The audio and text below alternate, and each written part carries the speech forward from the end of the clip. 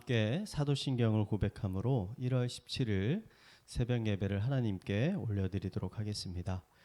전능하사 천지를 만드신 하나님 아버지를 내가 믿사오며 그 외아들 우리 주 예수 그리스도를 믿사오니 이는 성령으로 잉태하사 동정녀 마리아에게 나시고 본디오 빌라드에게 고난을 받으사 십자가에 못 박혀 죽으시고 장사한 지 사흘 만에 죽은 자 가운데서 다시 살아나시며 하늘에 오르사 전능하신 하나님이 우편에 앉아 계시다가 저리로서 산자와 죽은 자를 심판하러 오시리라. 성령을 믿사오며 거룩한 공예와 성도가 서로 교통하는 것과 죄를 사하여 주시는 것과 몸이 다시 사는 것과 영원히 사는 것을 믿사옵나이다. 아멘. 이 아침에 우리가 함께 나눌 말씀은 요한복음 5장 30절에서 47절인데 우리 39절에서 47절까지만 읽도록 하겠습니다. 너희가 성경에서 영생을 얻을 줄 생각하고 성경을 연구하거니와 이 성경이 곧 내게 대하여 증언하는 것이니라. 그러나 너희가 영생을 얻기 위하여 내게 오기를 원하지 아니하는도다. 나는 사람에게서 영광을 취하지 아니하노라. 다만 하나님을 사랑하는 것이 너희 속에 없음을 알았노라. 나는 내 아버지의 이름으로 왔음에 너희가 영접하지 아니하나 만일 다른 사람이 자기 이름으로 오면 영접하리라. 너희가 서로 영광을 취하고 유일하신 하나님께로부터 오는 영광을 구하지 아니하니 어찌 나를 믿을 수 있느냐. 내가 너희를 아버지께 고발할까 생각하지 말라. 너희를 고발하는 이가 있으니 곧 너희가 바라는 자 모세니라. 모세를 믿었더라면 또 나를 믿었으리니 이는 그가 내게 대하여 기록하였음이라. 그러나 그의 글도 믿지 아니하거든 어찌 내 말을 믿겠느냐 하시니라. 아멘. 예루살렘 성에는 여러 개의 출입구가 있었습니다. 그 출입구 중에 양들이 지나다닌다고 해서 이름을 양문이라고 하는 문이 있었습니다. 그 양문 근처에는 자비의 집이라고 일컫는 베데스다라는 연못이 있었는데 그 당시에 많은 유대인들은 이 베데스다 연못에 천사가 가끔 찾아올 때가 있는데 이 천사가 떠나고 나서 가장 먼저 연못에 들어가는 사람은 어떠한 병이 있더라도 다 치유받을 수 있다라는 소문이 있었습니다. 그래서 그 연못 주변에는 늘 많은 병자들이 병을 치료받기 위해서 모여 있었습니다. 2000년 전 예수님은 이 연못을 찾아오셨습니다. 그리고 38년이나 병으로 고통받고 있던 한 병자의 병을 고쳐주셨습니다. 그런데 마침 이날이 안식일이었고 바리새인들은 예수님을 안식일을 어겼다라고 하면서 예수님을 비난하기 시작했습니다. 이 일로 인해서 예수님과 바리새인들 사이에 치열한 논쟁이 벌어지게 됐습니다. 이 논쟁에서 예수님은 자신은 하나님의 아들이고 유대인들이 그렇게 믿고 의지하고 있는 지금 이 성경이 자신이 메시아인 것을 증거하고 있다라고 말씀하셨습니다. 사도 요한은 요한복음을 기록하면서 목적을 이렇게 기록합니다. 나사렛 예수님이 하나님의 아들이자 참 메시아임을 믿어 영생을 얻게 하기 위해서 요한복음을 기록했다. 요한은 예수님이 공생의 기간 동안 행하셨던 수많은 이적들과 가르침 그리고 구약의 예언들을 기록하면서 나사렛 예수님이야말로 하나님이 세상에 보내시리라고 약속했던 그 메시아라는 것을 강력하게 증거하였습니다.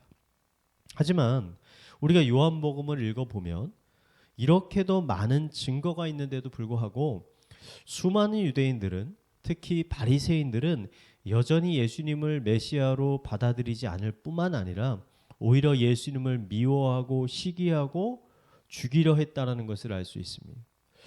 왜일까요?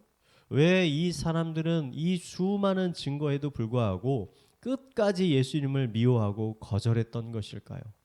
예수님은 그 이유를 오늘 42절에 이렇게 말씀하고 계십니다. 다만 하나님을 사랑하는 것이 너희 속에 없는 줄을 알았노라. 예수님은 바리새인들의 마음속에는 하나님을 사랑하는 마음이 없다라고 말씀하셨습니다. 저는 이 말씀이 오늘 사건을 이해하는 데 있어서 매우 중요한 키를 우리에게 제공해 주고 있다고 생각합니다. 예수님의 이 말씀은 바리새인들이 예수님을 거절하는 이유가 단순히 지식적인 문제가 아니었음을 가르쳐 줍니다. 바리새인들은 성경의 전문가들이었습니다. 그들은 어린 시절부터 모세오경을 열심히 읽었습니다. 어떤 사람들은 통째로 외우기까지 하였습니다. 그들은 메시아에 대한 예언들을 이미 자세히 알고 있었습니다. 그들이 정직하게만 이 성경을 읽고 또 적용한다면 예수님이 행한 모든 것이 하나님이 보내시기로 한 그 메시아를 가리킨다라는 것을 그들은 분명히 알 수 있었습니다. 이것은 또한 바리새인들이 예수님을 거부한 이유가 예수님이 능력이 없어서가 아니라는 것도 알 수 있습니다. 성경을 읽어보면 바리새인들 안에서도 예수님을 이렇게 표현하는 사람들이 있습니다. 진짜 메시아가 오더라도 나사렛 예수만큼 놀라운 이적들을 행하지는 못할 것이다. 예수님을 대적했던 바리새인들이 이렇게 말할 정도로 예수님이 행하신 이적들은 차고 넘칠 정도로 많았다는 것입니다. 그렇다면 바리새인들에게 있는 문제는 무엇일까요?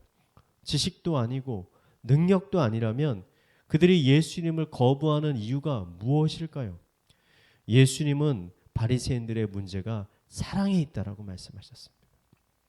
바리새인들은 사랑을 하되 하나님을 사랑하는 것이 아니라 자기 자신을 지독히도 사랑하고 있는 것입니다.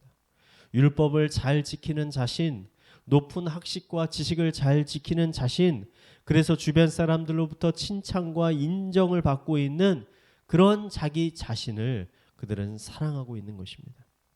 이러한 바리새인들의 모습을 예수님은 44절에 이렇게 표현하십니다. 너희가 서로 영광을 취하고 유일하신 하나님께로부터 오는 영광을 구하지 아니하니 어찌 나를 믿을 수 있느냐. 이 말씀을 풀어서 설명하면 바리새인들은 사람들로부터 오는 영광을 취하려 하였다는 것입니다. 즉 사람들로부터 오는 칭찬과 인정받는 것을 가장 중요하게 생각하고 있었다는 것입니다. 저는 오랫동안 성경을 읽어오면서 소위 성경의 전문가라고 하고 있는 이 바리새인들이 왜 예수님을 끝까지 영접하지 않았을까라는 의문을 많이 가졌습니다. 그들은 동방박사가 찾아왔을 때 메시아가 어디에서 태어날지 정확히 알고 있었습니다. 사실 그들은 그 누구보다도 메시아에 관한 많은 지식을 가지고 있었습니다. 하지만 정작 메시아가 오자 그들은 메시아를 거부하고 그 메시아를 십자가에 못 박아 버렸습니다. 예수님은 오늘 그 이유를 정확하게 말씀해 주십니다. 너희 안에 하나님을 향한 사랑이 없다. 이 말씀을 읽으면서 제 자신에 대해서도 많은 생각을 해보게 되었습니다. 정녕 내 안에는 하나님을 향한 사랑이 있는가?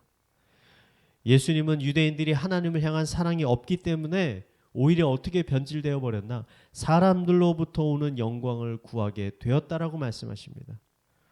우리들의 현재의 모습은 어떨까요? 혹시 매일 매 순간 주변에 있는 사람들의 인정과 칭찬에 목말라 살고 있지는 않습니까? 교회에서 봉사하는 가운데 우리들의 열심을 다른 성도들에게 인정받고 싶어 하지는 않습니까? 혹시 나보다 다른 사람들이 더 인정을 받으면 화가 나고 짜증이 나고 시기와 질투하는 분노의 마음들이 우리 가운데 생기지는 않습니까? 만약에 이런 마음이 우리 심령 가운데 있다면 그것은 우리 가운데 하나님을 향한 사랑의 마음이 점점 식어가고 있다라는 분명한 증거입니다. 혹시 그런 분들이 있다라면 여러분들의 마음을 빨리 돌이키시기 바랍니다. 왜냐하면 여러분은 현재 영적으로 매우 위험한 상태에 있기 때문입니다. 예수님을 시기하고 질투했던 바리새인들의 그 끝은 무엇일까요? 결말은 무엇일까요? Nothing. 아무것도 없습니다. 예수님을 십자가에 못 박아버린 그들은 백성들에게 더 큰 칭찬과 명성과 인정을 얻게 된 것이 아닙니다. 오히려 그들은 예수님이 베푸시는 놀라운 은혜들을 경험하지 못하게 되었습니다. 바리새인들 중에서도 분명 병든 사람이 있었을 것입니다. 그들 중에서도 앉은뱅이가 있고 눈먼 자가 있을 것입니다. 그들 중에서도 귀신 들려서 고통받는 가족들이 있었을 것입니다. 그런데 예수님을 끝까지 대적하고 거부한 결과가 무엇일까요? 아무것도 없습니다. 그들은 이 모든 문제를 해결해 줄 수 있는 예수님을 직접 만났는데도 불구하고 아무런 유익을, 아무런 은혜를 누리지 못했던 것입니다. 예수님 시대에 가장 불쌍한 사람들이 있었다면 바로 예수님을 만나고도 예수님을 메시아로 영접하지 못했던 바리새인들과 같은 사람들일 것입니다. 저는 이 아침에 우리들의 마음을 우리 한번 솔직하게 살펴봤으면 좋겠습니다. 우리 마음 가운데 정말 예수님을 사랑하는 마음이 있는가? 정말 사람들이 평가하는 그 평가보다, 사람들의 인정과 칭찬보다 정말 하나님이 나에게 주시는 인정과 칭찬을 우리가 바라보며 살아가고 있는가?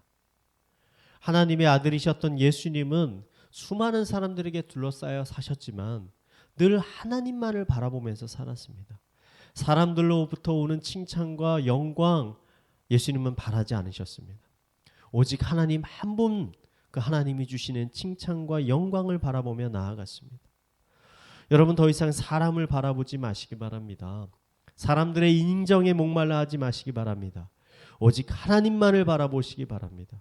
우리가 하나님만을 바라보며 나아갈 때 우리의 삶 가운데 예수님이 행하셨던 놀라운 회복의 은혜의 역사들이 일어나게 될 것입니다. 우리의 심령 가운데 진정한 만족과 평안과 기쁨이 흘러넘치게 될 것입니다. 이 자리에 함께 하시는 성도님들의 모든 삶 가운데 이런 하나님이 주시는 축복이 충만하게 흘러 넘쳐나게 되기를 이 시간 마지막으로 축원을 드리겠습니다.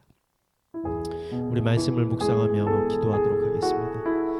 하나님, 이 시간 우리의 마음 가운데 세례 요한과 같은, 예수님과 같은 마음 주시옵소서.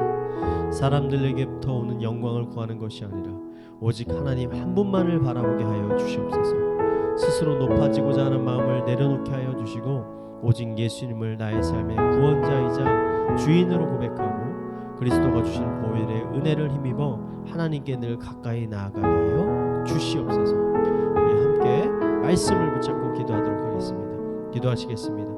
하나님, 우리의 심령 가운데 세례 요한과 같은 마음을 허락하여 주시고 예수님과 같은 마음을 허락하여 주시옵소서. 더 이상 사람들로부터 오는 칭찬과 인정, 이런 것에 우리가 목말라 하는 것이 아니라, 이런 것들을 부둥켜 안고 있는 것이 아니라 오직 나의 구원자, 창조자, 인도자, 왕이신 주인이신 하나님 한 분만을 바라보며 나아갈 수 있게 하여 주시옵소서.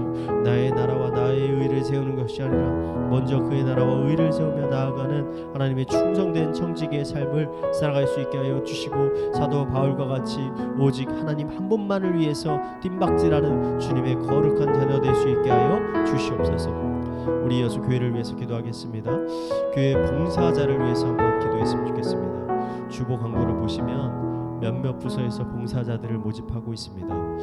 코로나가 오래되면서 지금 봉사자들이 부족해진 부서들이 있다라고 합니다. 하나님께서 우리의 심령 가운데 은혜를 부어주셔서 우리가 자원하고 기뻐하는 마음으로 하나님의 거룩한 교회를 섬기고자 하는 마음이 우리 심령 가운데 흘러넘치게 하여 주시옵소서.